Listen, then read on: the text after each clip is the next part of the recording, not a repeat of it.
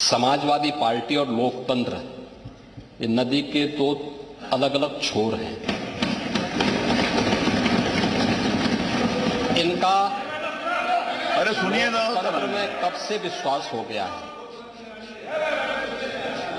कब से लोकतंत्र में लोगों का विश्वास हो गया,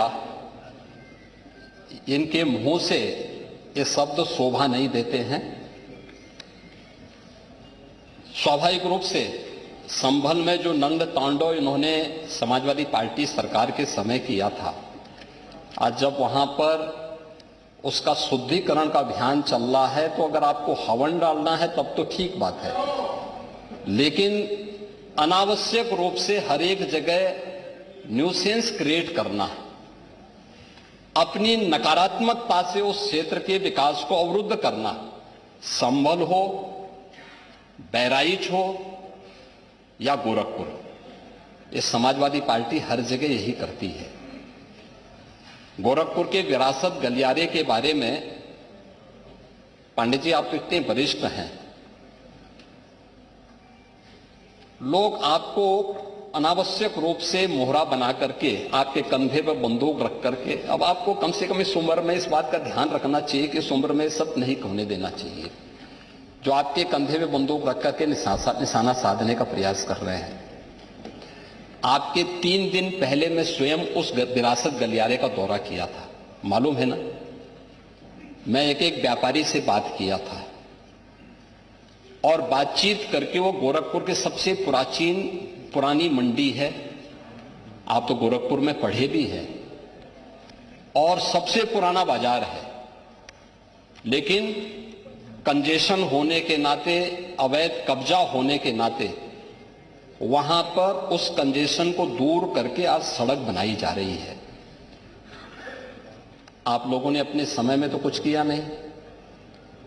वहां के मासूम बच्चे दम तोड़ते थे बीमारी से, इंसेफ्लाइटिस से 700 से लेकर 1500 बच्चों की प्रतिवर्ष मौत होती थी। आपकी विधानसभा के भी और सिद्धार्थनगर जनपद के भी सैकड़ों बच्चे मरते थे। कभी आप लोग कुछ नहीं किए, विकास के लिए आप लोग कुछ नहीं किए। अपने समय में विकास का आपका कोई एजेंडा नहीं था। और अगर भारतीय जनता पार्टी की सरकार, एनडीए की ये सरकार विकास कराना चाहती है, तो आपको इसमें भी बुरा लगता है।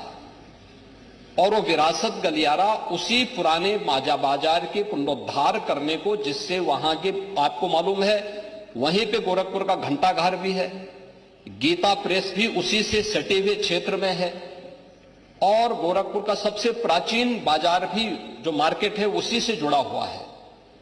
उस मार्ग को बनाने के लिए और एक एक व्यक्ति, एक एक व्यापारी को कंपनसेशन देने की बात 3 दिन पहले मैंने स्वयं उस क्षेत्र का दौरा करने की बात की थी।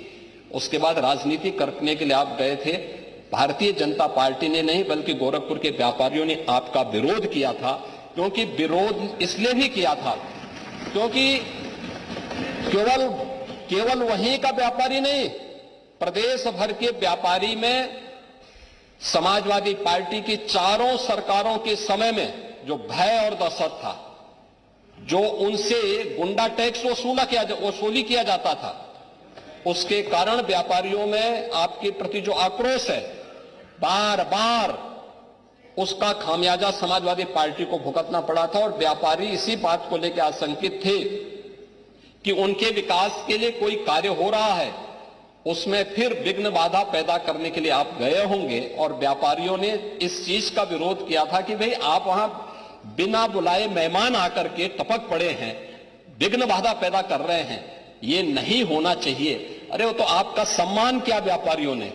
अगर कोई और होता तो बहुत कायदे से उनको सही ढंग से जवाब भी देते, ये मैं विश्वास के साथ कह सकता हूं।